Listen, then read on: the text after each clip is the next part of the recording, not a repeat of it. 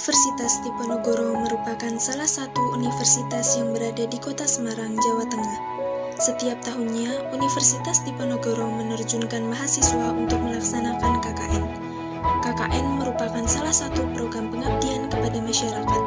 Namun, sejak adanya pandemi COVID-19, pelaksanaan KKN Undip dilaksanakan secara berbeda, seperti di tahun 2021 ini. Kegiatan KKN harus mengikuti peraturan yang dikeluarkan oleh pemerintah. KKN yang biasanya dilakukan secara berkelompok atau tim, tahun ini dilaksanakan secara individu di domisili masing-masing mahasiswa, atau pelaksanaannya disebut juga KKN pulang kampung. Saudara sekalian, para peserta KKN, saya sampaikan mengenai berkaitan dengan masalah pandemi. Maka dalam masalah pemberangkatan ini, saya berharap betul. Jadilah manusia cerdas, jadilah manusia yang bijaksana. Saya, Novela Swandari Widyastuti dari Program Studi Agroekoteknologi Fakultas Peternakan dan Pertanian Universitas Diponegoro sebagai peserta KKN Tim 2 tahun 2021, siap melaksanakan kegiatan kuliah kerja nyata. KKN Tim 2 Undip tahun 2021 ini mengusung tema Sinergi Perguruan Tinggi dengan Masyarakat di Masa Pandemi COVID-19 berbasis pada tujuan pembangunan berkelanjutan atau SDGs melalui kegiatan kuliah kerja nyata. Pelaksanaan KKN kali ini berada di wilayah Kabupaten Semarang, Provinsi Jawa Tengah, tepatnya di Dusun Jangglengan, Desa Dadap Ayam, Kecamatan Suruh. Desa Dadap Ayam termasuk dalam salah satu dari 17 desa yang berada di Kecamatan Suruh, Kabupaten Semarang. Terletak 63 km dari selatan kota Semarang, 42 km dari selatan kota Ungaran, dan 15 km dari timur kota Salatiga. Batas-batas wilayah Desa Dadap Ayam meliputi Desa Rejosari dan Desa Lembu di sebelah utara, Kabupaten Boyolali di sebelah timur, Desa Cukilan di sebelah selatan, Desa Pucung dan Desa Tukang di sebelah barat. Desa Dadap Ayam berada pada daerah dataran rendah dengan ketinggian tempat 250-500 mdpl, mempunyai luas lahan sebesar 8.468 km persegi dengan luas lahan pertanian 325,54 hektar. Mata pencaharian penduduk Desa Dadap Ayam mayoritas di bidang pertanian, industri, dan perdagangan.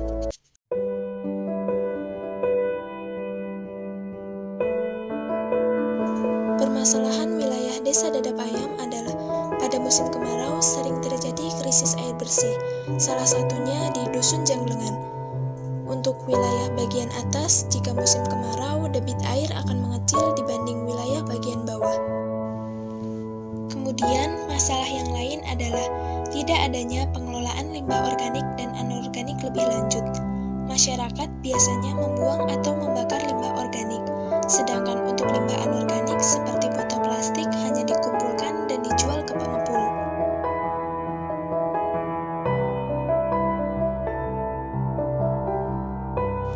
Desa Dadap Ayam dikelilingi oleh hamparan sawah yang luas.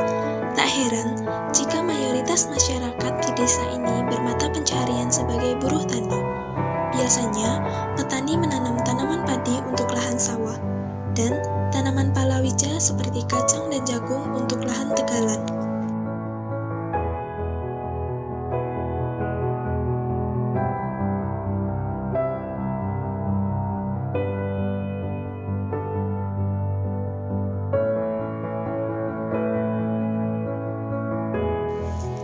Selain buruh tani, mata pencaharian masyarakat adalah pengrajin kayu. Jenis kayu yang digunakan beragam, seperti kayu jati, kayu mahoni, kayu akasia, kayu sengon, dan yang lainnya.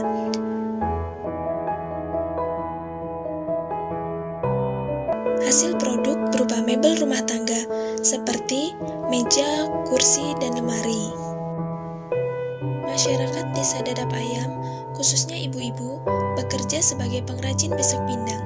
Biasanya, besek akan dijual ke pengepul setiap minggunya dengan rentang harga 7-10.000 per ikatnya. Para pengrajin biasanya mendapatkan keuntungan antara 200.000 hingga 700.000.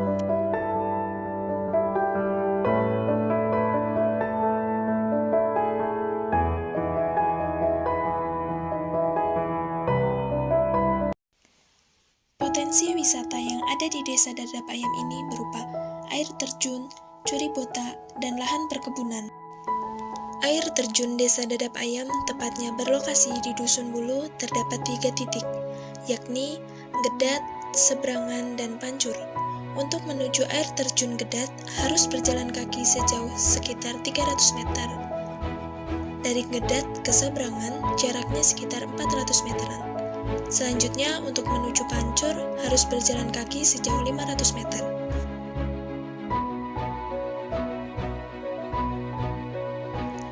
Selanjutnya adalah curi botak. Menurut pengertian, curi mempunyai arti batu, sedangkan butak berasal dari kata butek yang berarti kotor. Jadi, curi botak merupakan arti batu yang kotor. Curi botak merupakan sebuah batu yang menjulang dari dasar lembah Kaligobak di Desa Dadap Ayam. Tingginya kurang lebih 90 meter yang berada persis di sebelah jurang. Batu ini merupakan jenis batu berpasir yang merupakan batuan yang terendap di laut dalam.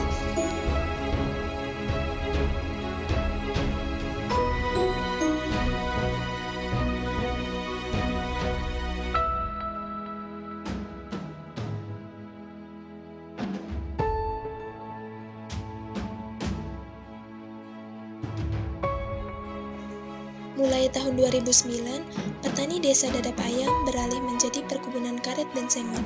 Dulunya, tegalan di desa ini didominasi tanaman keras, seperti tanaman jati dan mangga.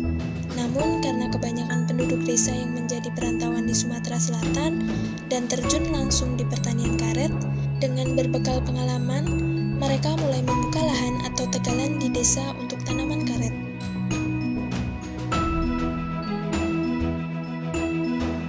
Permasalahan dilakukan dengan melihat kondisi lingkungan di tengah pandemi COVID-19. Tingginya aktivitas serta pertumbuhan penduduk berbanding lurus dengan meningkatnya produksi limbah rumah tangga. Diberlakukannya PPKM untuk menekan angka penyebaran COVID-19, maka aktivitas masyarakat mayoritas dilakukan di rumah, baik dari sektor pekerjaan, pendidikan, dan lain-lain. Hal ini menjadi alasan untuk mengurangi jumlah sampah dan pencemaran lingkungan dengan memanfaatkan limbah rumah tangga menjadi kompos.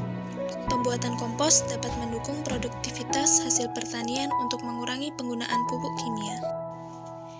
Edukasi pembuatan kompos dilakukan secara offline dan online.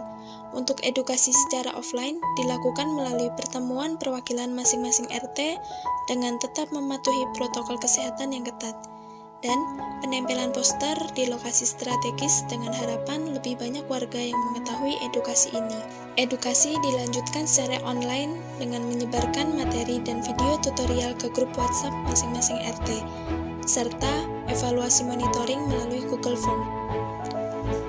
Permasalahan lain di masa pandemi COVID-19 yang terus meningkat mengharuskan masyarakat hidup pada kondisi yang baru dan meningkatkan imun tubuh.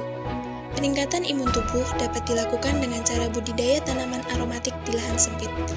Hal ini menjadi alasan untuk memanfaatkan pekarangan rumah untuk melakukan budidaya tanaman aromatik secara vertikultur dan menggunakan botol bekas sebagai pot tanaman untuk upaya mengurangi limbah plastik. Edukasi budidaya tanaman aromatik secara vertikultur dilakukan secara offline dan online. Untuk edukasi secara offline dilakukan melalui pertemuan perwakilan Karang Taruna dengan tetap mematuhi protokol kesehatan yang ketat, dan penempelan poster di lokasi strategis dengan harapan lebih banyak warga yang mengetahui edukasi ini. Edukasi dilanjutkan secara online dengan menyebarkan materi dan video tutorial ke grup WhatsApp Karang Taruna, serta evaluasi monitoring melalui Google Form. Sebelumnya saya perkenalkan dulu, nama saya Kasdiati. Di sini saya sebagai Kepala Dusun Jendengan Desa Dadap Ayam, Kecamatan Suruh, Kabupaten Semarang. Yang bisa saya sampaikan di sini, saya sangat terima kasih atas program-program yang disajikan. Ini program unggulan ya, dari teman-teman KKN, dan kami berharap program itu bisa bermanfaat untuk warga dusun kami khususnya, dan mungkin untuk umumnya yang warga desa Dadap Ayam dan sekitarnya. respon dari masyarakat khususnya warga dusun Jambungan sangat baik. Ya, mungkin belum begitu bisa menerapkan ya, tapi harapan kami mungkin perlahan-lahan bisa menerima, bisa mencontoh semua yang protokol kami untuk teman-teman KKN yang kemarin sudah diberikan dan sudah dipaparkan ya pada khususnya Bapak RT, Bapak RW dan Bapak-Bapak. Harapan kami khususnya apabila nanti dusun kami juga terpilih ya untuk tempat KKN, kami sangat menerima dan sangat mendukung. Mudah-mudahan bisa dengan adanya KKN yang lain nantinya bisa memberikan pengalamannya atau ilmu-ilmunya sehingga dusun kami, khususnya warga kami bisa lebih maju. Menurut dari warga ya cukup bagus, jadi programnya maksudnya untuk kalangan masyarakat sini kan memang pertanian, jadi buat pembelajaran nanti sebenarnya kan butuh mungkin dari hidupnya kan belum, jadi nanti saya akan sosialisasi ke warga pas berkembang. Jadi bagus lah untuk wilayah sini dengan program ini. Respon dari masyarakat terkait penanganan COVID, program-program KKN yang diselenggarakan dengan mungkin sudah berjalan sesuai dengan rencana penjaringan. Masyarakat juga menanggapi positif.